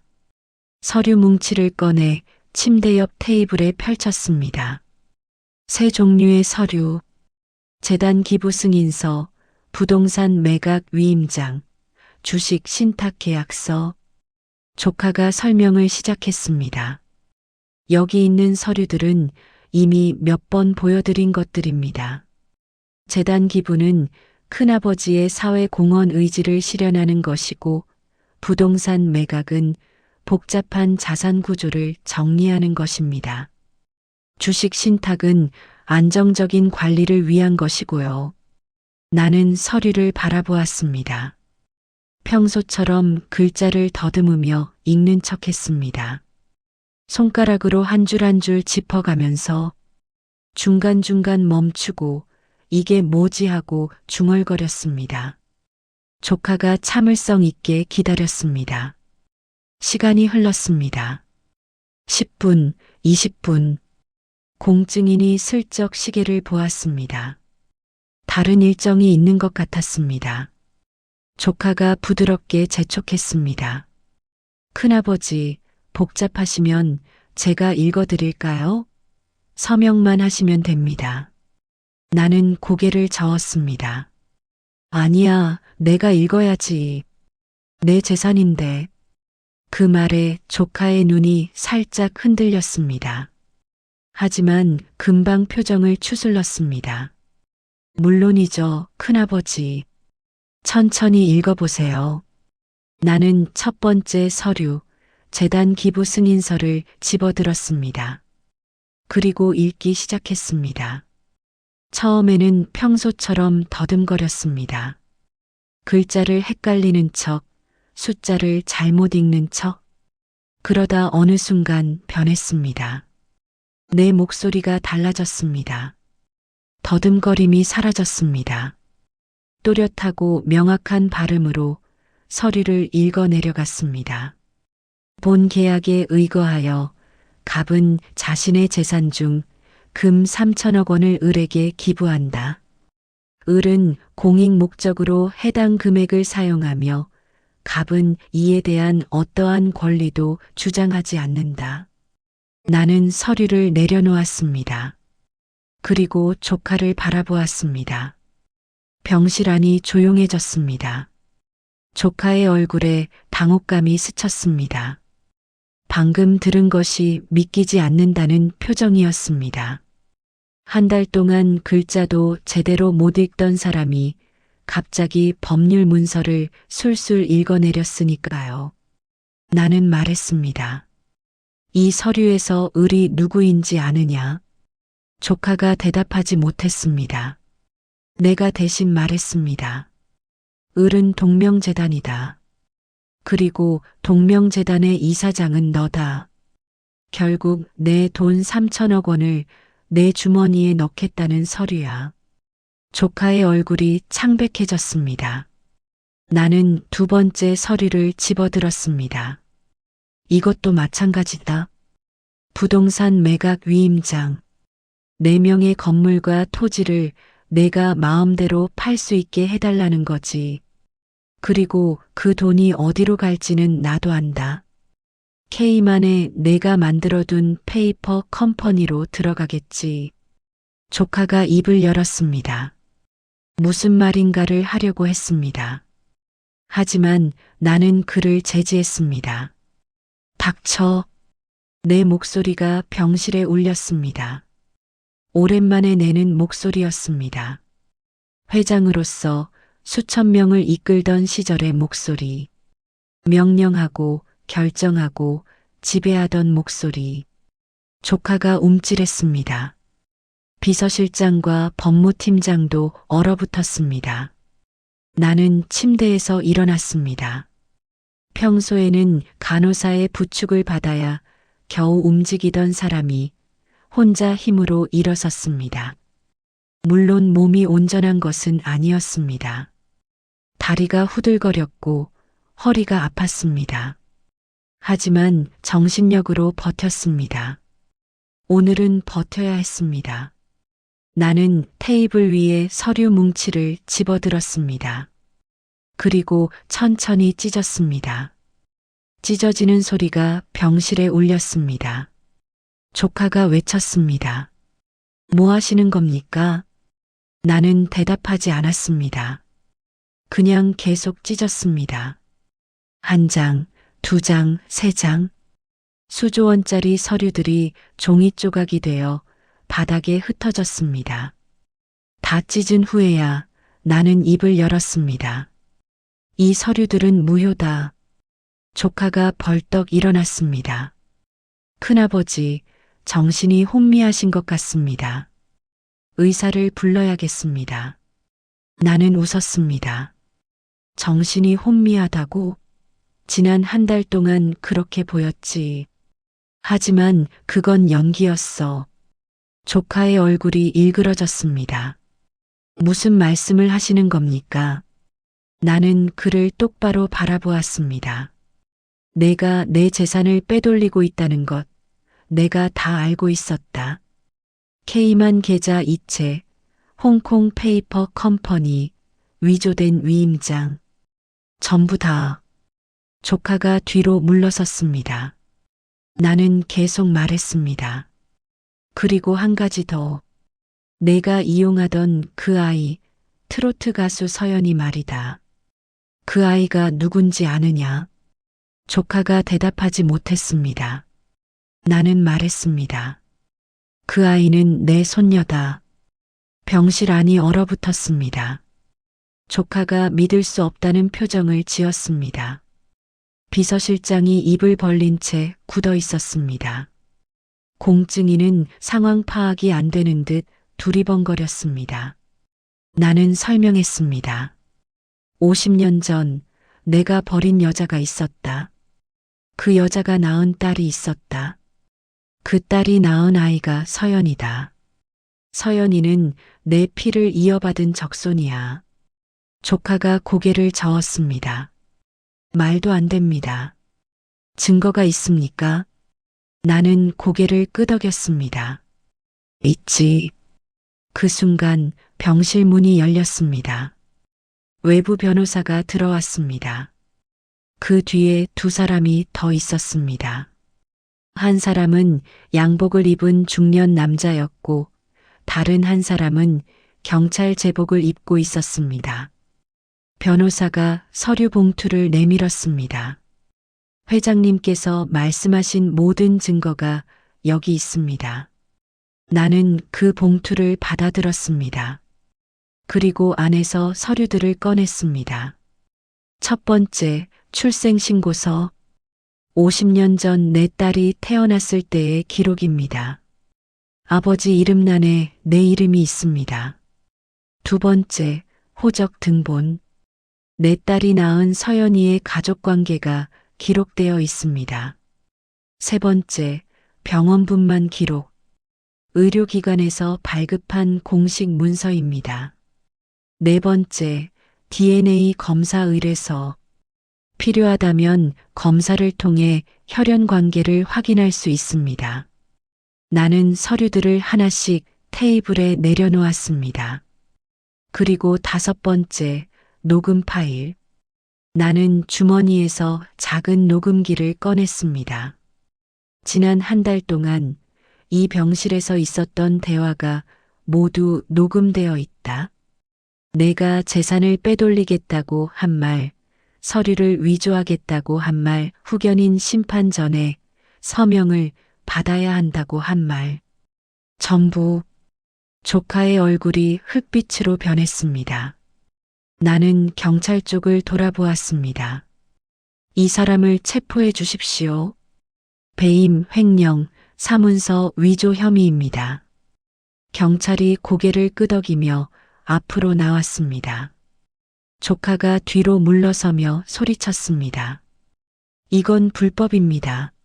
동의 없는 녹음은 증거 능력이 없습니다. 변호사가 차분하게 대답했습니다. 대화 당사자가 녹음한 것은 불법이 아닙니다. 회장님은 대화의 당사자였습니다. 그리고 이 녹음은 범죄 증거로 사용될 수 있습니다. 조카가 비서실장과 법무팀장을 돌아보았습니다. 하지만 그들도 이미 얼어붙어 있었습니다. 누구도 그를 도와줄 수 없었습니다. 경찰이 조카의 팔을 잡았습니다. 함께 가시죠. 조카가 발버둥 쳤습니다. 하지만 소용없었습니다. 경찰에게 이끌려 병실 밖으로 나갔습니다. 비서실장과 법무팀장도 마찬가지였습니다. 그들 역시 공범으로 조사를 받아야 했습니다. 공증인은 멍한 표정으로 서 있다가 슬그머니 빠져나갔습니다. 병실에 나와 변호사만 남았습니다. 나는 침대에 다시 앉았습니다. 다리에 힘이 풀렸습니다. 온몸이 떨렸습니다. 긴장이 풀리면서 갑자기 피로가 밀려왔습니다. 변호사가 물었습니다. 괜찮으십니까, 회장님? 나는 고개를 끄덕였습니다. 괜찮아. 이제 됐어. 창밖으로 햇살이 들어왔습니다. 구름 한 점 없는 맑은 하늘이었습니다. 나는 그 하늘을 바라보며 생각했습니다. 50년 만에 드디어 진실을 말했구나. 그날 이후 모든 것이 빠르게 진행되었습니다. 먼저 언론이 움직였습니다.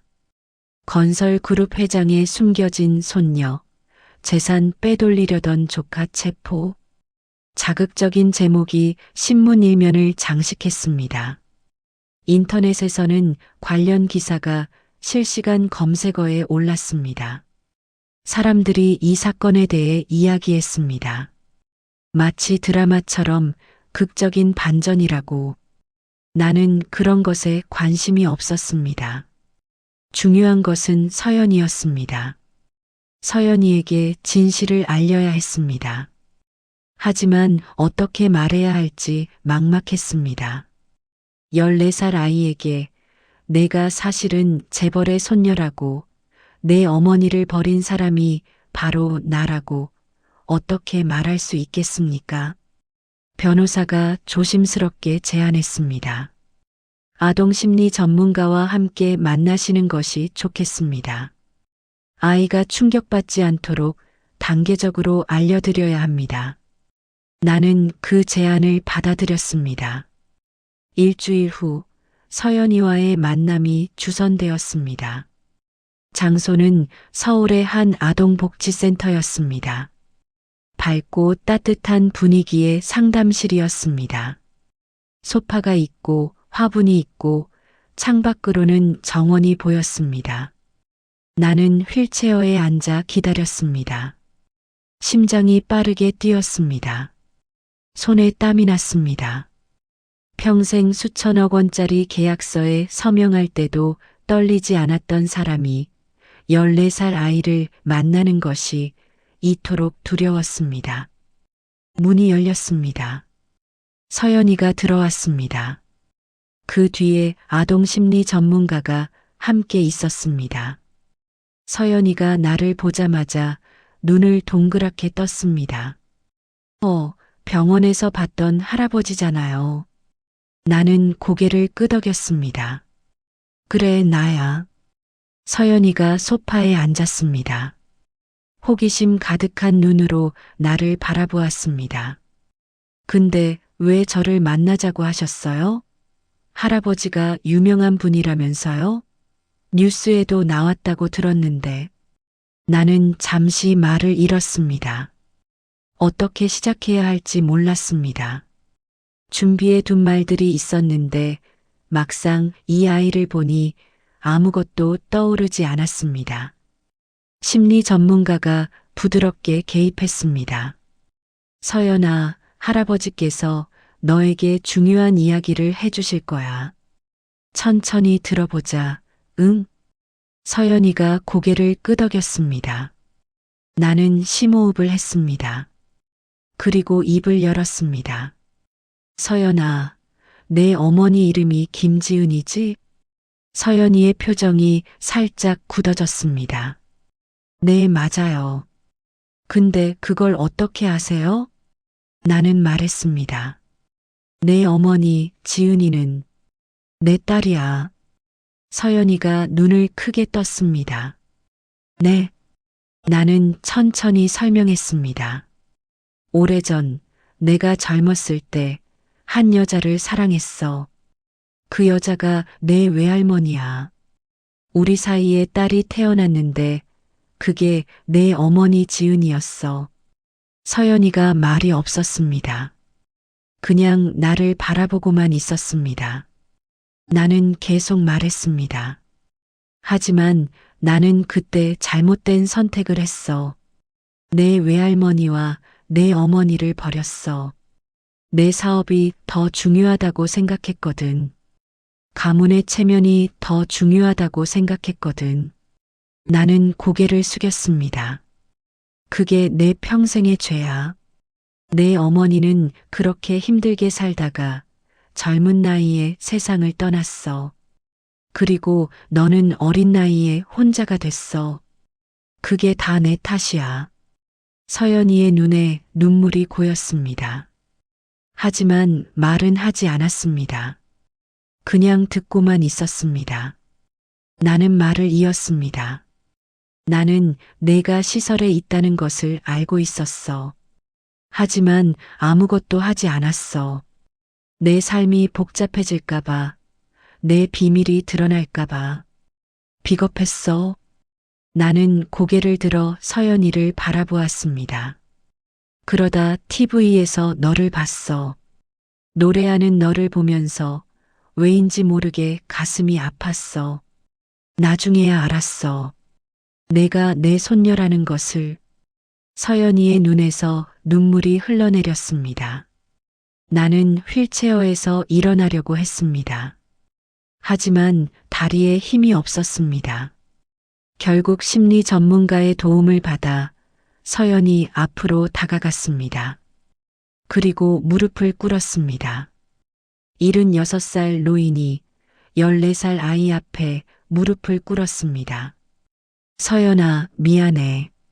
내 목소리가 떨렸습니다. 내 외할머니에게 미안해. 내 어머니에게 미안해. 그리고 너에게 미안해. 내가 잘못했어. 평생 동안 도망만 쳤어. 하지만 이제는 도망치지 않으려고 해. 서연이가 나를 바라보았습니다. 눈물이 뺨을 타고 흘러내렸습니다. 하지만 표정은 읽기 어려웠습니다. 화가 난 것인지, 슬픈 것인지, 혼란스러운 것인지, 한참 동안 침묵이 흘렀습니다. 그러다 서연이가 입을 열었습니다. 엄마가요. 그 아이의 목소리는 작았습니다. 엄마가 돌아가시기 전에 말씀하셨어요. 언젠가 아빠 쪽 가족을 찾게 될 거라고. 그때 너무 원망하지 말라고. 다 사정이 있었던 거라고. 나는 고개를 들었습니다. 서연이가 눈물을 닦으며 말했습니다. 저도 원망했어요. 왜 저한테는 아빠가 없는지, 왜 저한테는 할아버지 할머니가 없는지. 다른 애들은 다 있는데 저만 없잖아요. 그 아이의 목소리가 떨렸습니다. 근데요, 지금은 모르겠어요. 화가 나야 하는 건지, 슬퍼해야 하는 건지, 기뻐해야 하는 건지. 서연이가 나를 바라보았습니다. 그냥 시간이 필요해요. 나는 고개를 끄덕였습니다. 그래, 시간이 필요하겠지. 당연해. 갑자기 이런 말을 들으면 혼란스럽겠지. 나는 서연이의 손을 잡았습니다. 천천히 생각해. 나를 용서하지 않아도 돼. 다만 한 가지만 알아줘. 나는 내가 불행해지는 것을 원하지 않아. 남은 시간 동안 내가 행복하게 살 수 있도록 돕고 싶어. 서연이가 내 손을 바라보았습니다. 주름지고 마르고 힘없는 노인의 손이었습니다. 서연이가 그 손을 살짝 움켜쥐었습니다. 알겠어요. 그것이 그날 서연이가 한 마지막 말이었습니다. 상담이 끝나고 서연이는 돌아갔습니다. 나는 휠체어에 앉아 한참 동안 그 자리에 있었습니다. 변호사가 물었습니다. 어떠셨습니까? 나는 대답했습니다. 모르겠어. 잘한 건지 너무 늦은 건지. 변호사가 말했습니다. 늦었더라도 하지 않는 것보다는 나았습니다. 나는 고개를 끄덕였습니다. 그래, 그랬으면 좋겠구나. 창밖으로 해가 지고 있었습니다. 하늘이 붉게 물들었습니다. 나는 그 하늘을 바라보며 생각했습니다. 서연이가 나를 용서하지 않아도 괜찮다. 다만 그 아이가 진실을 알게 된 것, 그것만으로도 의미가 있다. 50년 동안 숨겨온 비밀이 드러났습니다. 이제 세상이 알게 되었습니다. 그리고 가장 중요한 사람, 서연이도 알게 되었습니다. 남은 일은 법이 처리할 것입니다. 그리고 나는 마지막까지 내가 할 수 있는 일을 할 것입니다. 법의 심판은 생각보다 빠르게 진행되었습니다. 조카는 구속 기소되었습니다. 죄목은 배임, 횡령, 사문서 위조, 사기 미수. 검찰은 증거가 충분하다고 발표했습니다. 녹음 파일, 송금 기록, 페이퍼 컴퍼니 서류. 모든 것이 명확했습니다. 비서실장과 법무팀장도 함께 기소되었습니다. 공범으로서 같은 혐의가 적용되었습니다. 재판이 시작되었습니다. 나는 증인으로 출석했습니다. 휠체어에 앉아 법정에 들어갔습니다. 기자들의 카메라 플래시가 터졌습니다. 방청석에는 사람들이 가득했습니다. 검사가 질문했습니다. 증인께서는 피고인이 증인의 재산을 횡령하려 했다는 것을 언제 알게 되셨습니까? 나는 대답했습니다. 약 2달 전입니다. 병원에 입원해 있을 때 비서실에서 가져온 서류를 보고 알게 되었습니다. 그때부터 증거를 수집하셨습니까? 네. 왜 바로 신고하지 않으셨습니까? 나는 잠시 침묵했습니다. 그러다 대답했습니다. 충분한 증거가 필요했습니다. 그리고 그들이 완전히 방심하게 만들어야 했습니다. 섣부르게 움직였다가는 그들이 증거를 인멸할 수 있었습니다. 검사가 고개를 끄덕였습니다. 피고인 측 변호사가 반대 신문을 했습니다.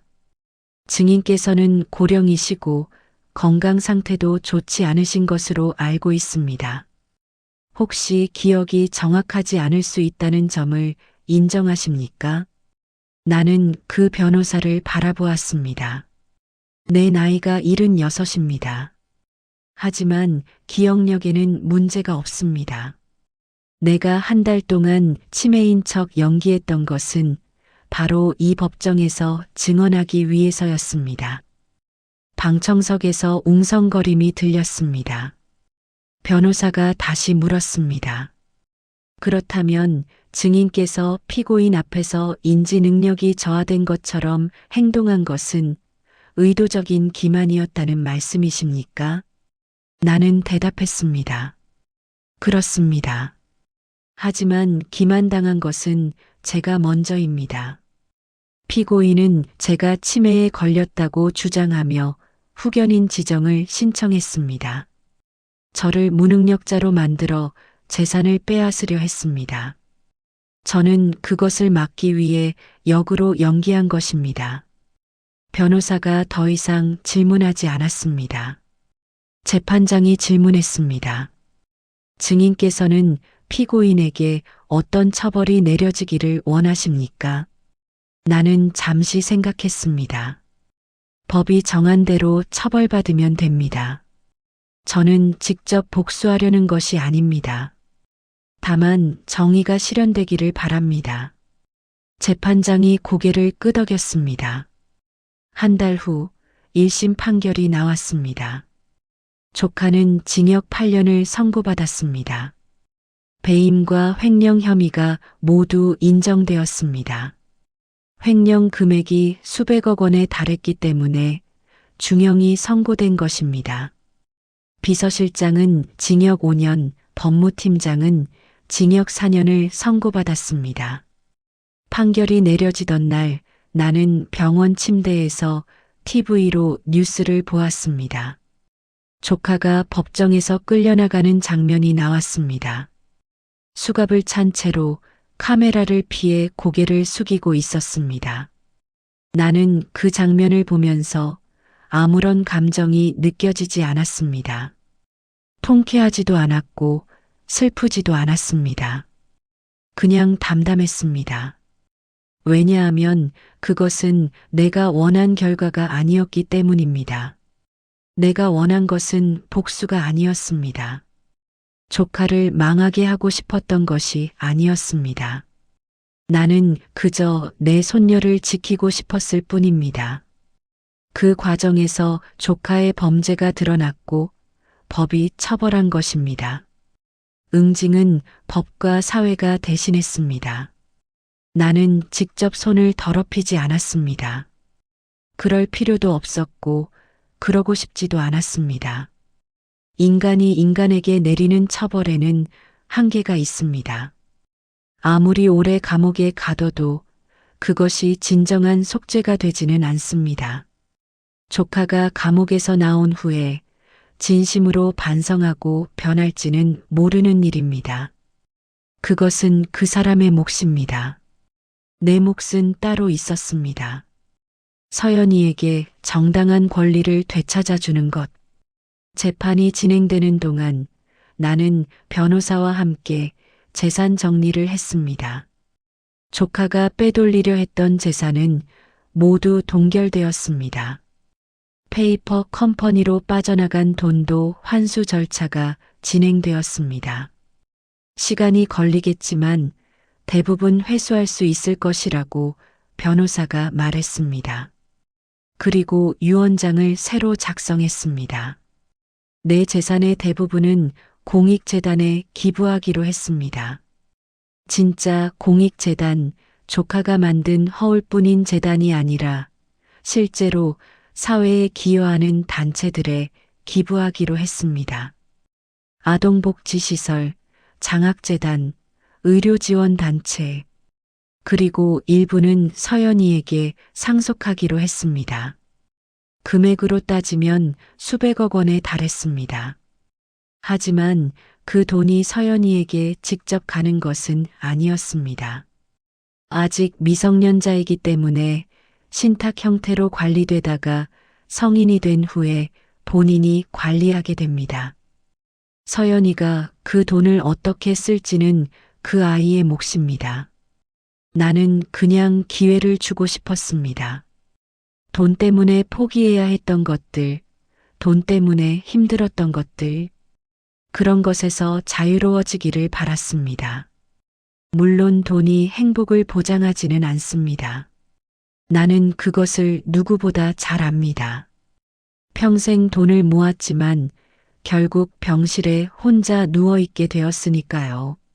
하지만 돈이 없어서 불행해지는 것은 막을 수 있습니다. 적어도 서연이가 경제적인 이유로 꿈을 포기하지 않아도 되게 하고 싶었습니다.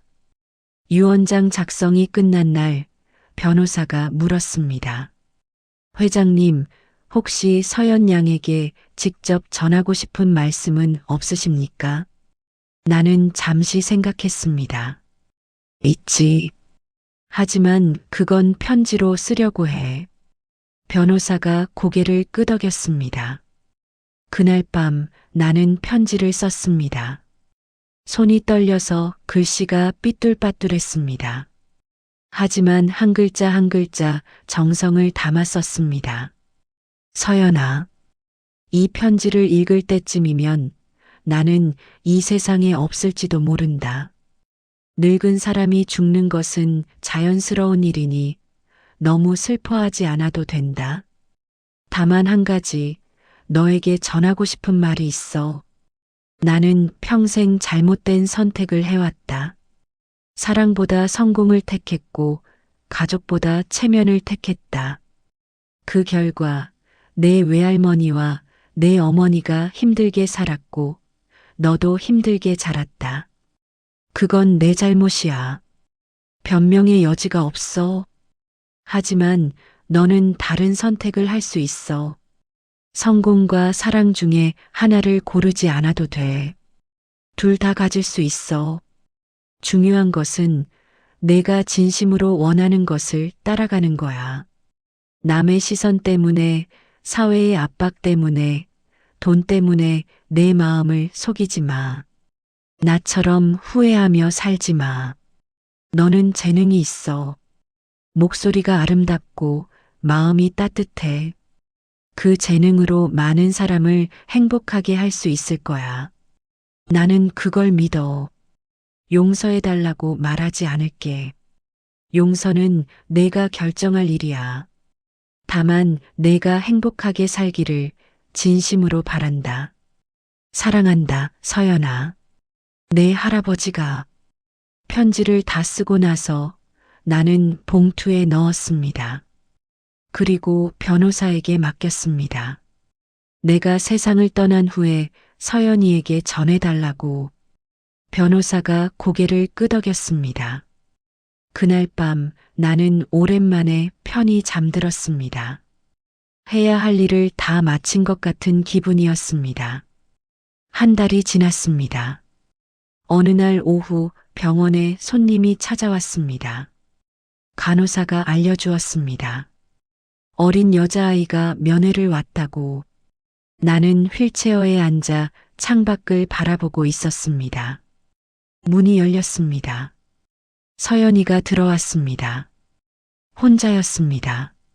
매니저도 없고 심리 전문가도 없었습니다. 그냥 혼자서. 나는 놀랐습니다.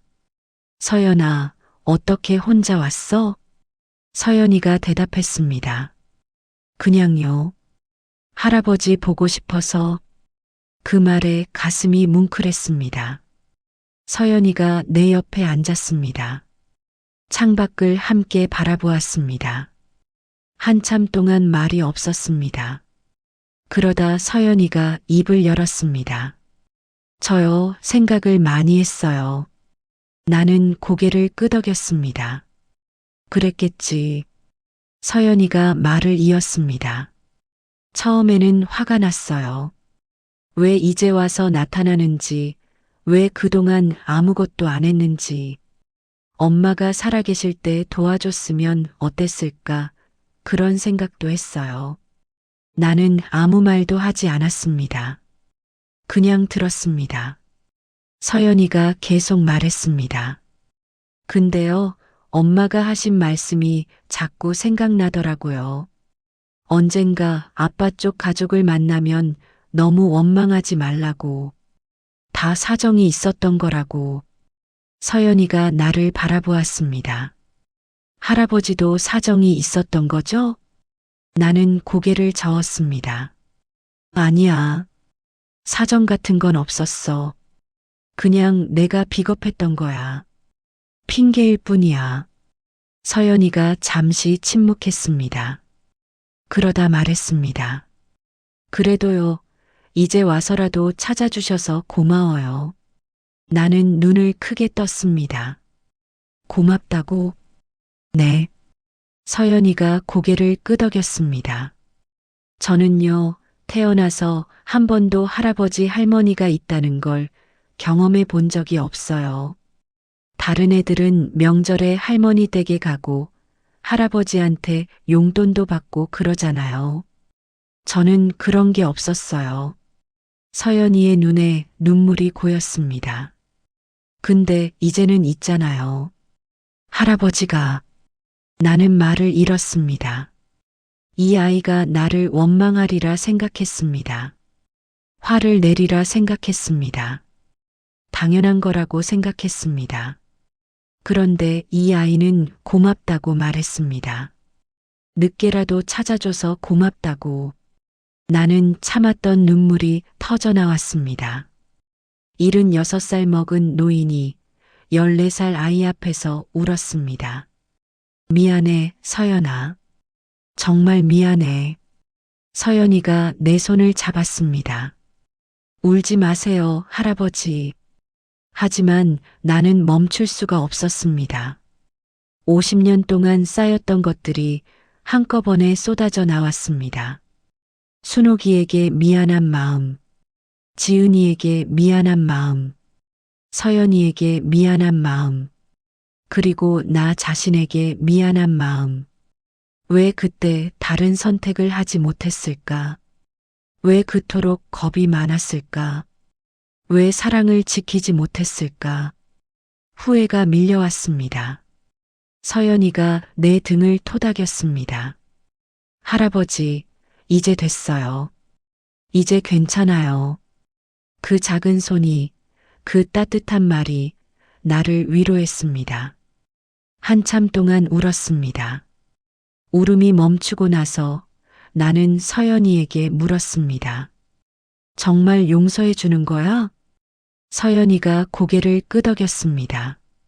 네. 할아버지가 반성하고 계신 거 알아요. 그리고 저를 지켜주려고 노력하신 것도 알아요. 그거면 됐어요. 나는 서연이의 손을 꼭 잡았습니다. 고마워, 서연아. 정말 고마워. 서연이가 방긋 웃었습니다. 할아버지, 저 노래 불러드릴까요? 나는 고개를 끄덕였습니다. 서연이가 자리에서 일어났습니다. 그리고 노래를 부르기 시작했습니다. 트로트가 아니었습니다. 옛날 가요였습니다. 내가 젊었을 때 유행하던 노래였습니다. 그 노래를 어디서 알았을까? 나는 물었습니다. 그 노래 어디서 배웠어? 서연이가 대답했습니다. 엄마가 자주 부르셨어요. 외할머니가 좋아하셨던 노래라고. 나는 눈을 감았습니다. 50년 전 순옥이가 좋아하던 노래였습니다. 그 노래가 딸에게 전해지고 손녀에게 전해진 것입니다. 세대를 넘어 이어지는 것. 그것이 가족이었습니다. 노래가 끝났습니다. 나는 박수를 쳤습니다. 서연이가 인사했습니다. 할아버지, 저 다음에 또 올게요. 나는 고개를 끄덕였습니다. 그래, 또 와. 서연이가 손을 흔들며 나갔습니다. 문이 닫히고 나는 다시 혼자가 되었습니다. 하지만 외롭지 않았습니다. 창밖으로 노을이 지고 있었습니다. 나는 그 노을을 바라보며 생각했습니다. 이제 진짜 끝이 가까워졌구나. 하지만 후회는 없었습니다. 해야 할 일을 다 했습니다. 숨겨온 진실을 밝혔고 손녀를 찾았으며 화해했습니다. 이제 남은 것은 마지막을 기다리는 것뿐이었습니다. 몇 달이 지났습니다. 계절이 바뀌었습니다. 병실 창밖의 나무에 새잎이 돋았다가 무성해졌다가 이제는 붉게 물들기 시작했습니다. 내 몸도 계절처럼 변해갔습니다. 의사가 말했습니다. 오래 버티기 힘들 것이라고. 몇 주, 길어야 몇 달이라고. 나는 담담하게 받아들였습니다. 77년을 살았습니다. 충분히 긴 시간이었습니다. 그리고 마지막에 해야 할 일을 할 수 있었습니다. 그것만으로도 감사했습니다. 서연이는 종종 찾아왔습니다. 학교가 끝나면 병원에 들렀습니다. 숙제를 하기도 하고 노래 연습을 하기도 했습니다. 가끔은 그냥 옆에 앉아 창밖을 함께 바라보았습니다. 말이 많지 않아도 좋았습니다. 그냥 함께 있는 것만으로 충분했습니다. 어느 날 서연이가 말했습니다. 할아버지, 다음 달에 제 첫 단독 콘서트가 있어요. 나는 눈을 빛냈습니다. 정말? 축하해. 할아버지도 오실 수 있으면 좋겠는데요. 나는 잠시 생각했습니다. 솔직히 자신이 없었습니다. 그때까지 버틸 수 있을지, 몸이 허락할지. 하지만 서연이의 기대에 찬 눈을 보니 거절할 수가 없었습니다.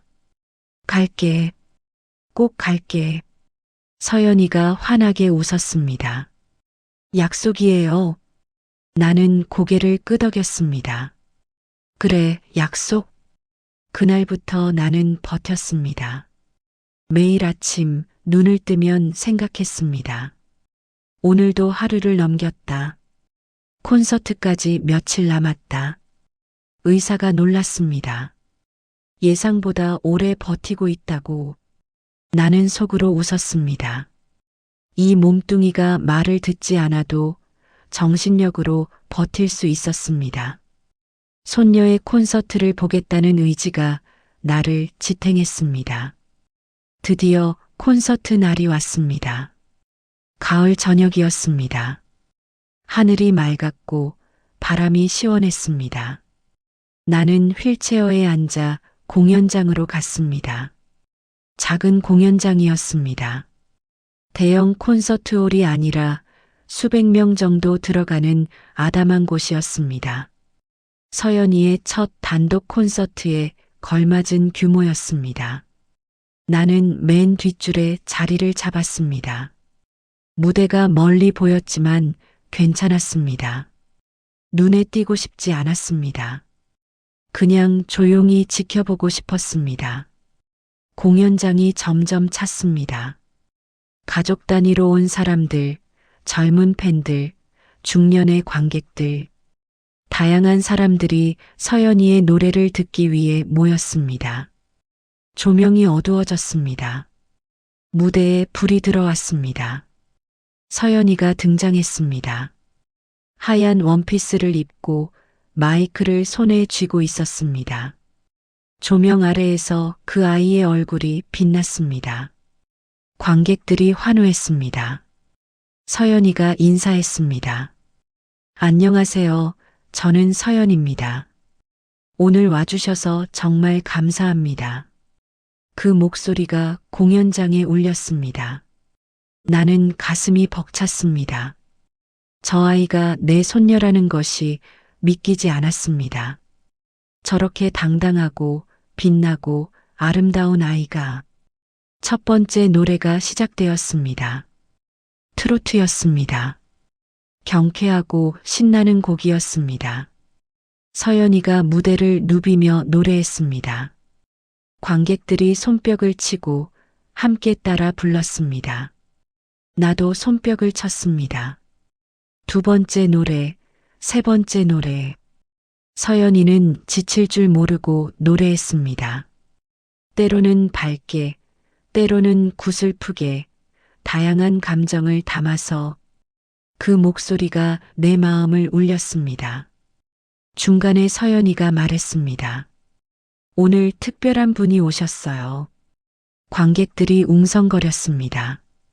서연이가 계속 말했습니다. 제 할아버지세요. 나는 놀랐습니다. 관객들이 두리번거렸습니다. 누구인지 찾는 것 같았습니다. 서연이가 말했습니다. 할아버지는 맨 뒤에 계실 거예요. 눈에 띄는 걸 싫어하시거든요. 관객들이 뒤를 돌아보았습니다. 나는 얼굴이 화끈거렸습니다. 손을 작게 들어 흔들었습니다. 관객들이 박수를 쳤습니다. 서연이가 말했습니다. 할아버지, 이 노래는 할아버지를 위해 준비한 거예요. 그리고 노래가 시작되었습니다. 그것은 50년 전 노래였습니다. 순옥이가 좋아하던 노래, 지은이가 불렀던 노래, 그리고 서연이가 배운 노래, 세대를 넘어 이어져 온 노래가 공연장에 울려 퍼졌습니다. 나는 눈물이 났습니다. 참을 수가 없었습니다. 순옥이가 생각났습니다. 젊고 아름다웠던 그 여자, 내가 사랑했고 내가 버렸던 여자. 지은이가 생각났습니다. 한 번도 제대로 안아주지 못했던 딸, 내가 외면했고 먼저 떠나버린 딸, 그리고 서연이가 눈앞에서 노래하고 있었습니다. 세 사람의 모습이 겹쳐 보였습니다. 나는 울면서 박수를 쳤습니다. 노래가 끝났습니다. 서연이가 인사했습니다. 할아버지 사랑해요. 그 말이 공연장에 울렸습니다. 나는 고개를 끄덕였습니다. 나도 사랑한다, 서연아. 속삭이듯 말했습니다. 들리지 않았을 것입니다. 하지만 괜찮았습니다. 콘서트가 끝났습니다. 관객들이 빠져나갔습니다. 나는 휠체어에 앉아 빈 무대를 바라보았습니다. 조명이 꺼지고 공연장이 어두워졌습니다. 간병인이 물었습니다. 회장님, 이제 가실까요? 나는 고개를 저었습니다. 잠깐만, 조금만 더. 빈 무대를 바라보며 나는 생각했습니다. 내 인생은 실패작이라고 생각했습니다. 돈은 많이 벌었지만 가족을 잃었습니다. 성공했지만 행복하지 않았습니다. 명성을 얻었지만 외로웠습니다. 하지만 마지막에 한 가지는 바로잡을 수 있었습니다. 손녀를 찾았습니다.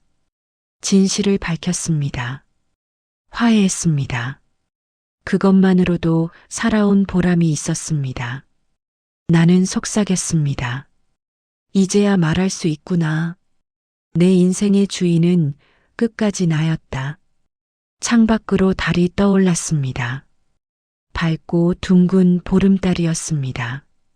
나는 그 달을 바라보며 미소 지었습니다.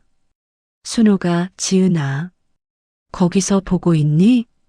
내가 드디어 제대로 된 일을 했어. 우리 서연이 내가 지켜줄게. 너희 목까지. 휠체어가 천천히 움직이기 시작했습니다. 공연장을 빠져나왔습니다. 가을 바람이 불었습니다. 시원하고 청량하고 상쾌했습니다. 나는 눈을 감았습니다. 그리고 깊이 숨을 들이쉬었습니다. 내 인생의 마지막 장이 넘어가고 있었습니다. 하지만 슬프지 않았습니다. 왜냐하면 나는 알았습니다. 서연이가 있다는 것을. 내 이야기가 끝나도 서연이의 이야기는 계속된다는 것을. 그것이 가족이었습니다. 그것이 삶이었습니다. 그것이 내가 마지막에 깨달은 진실이었습니다.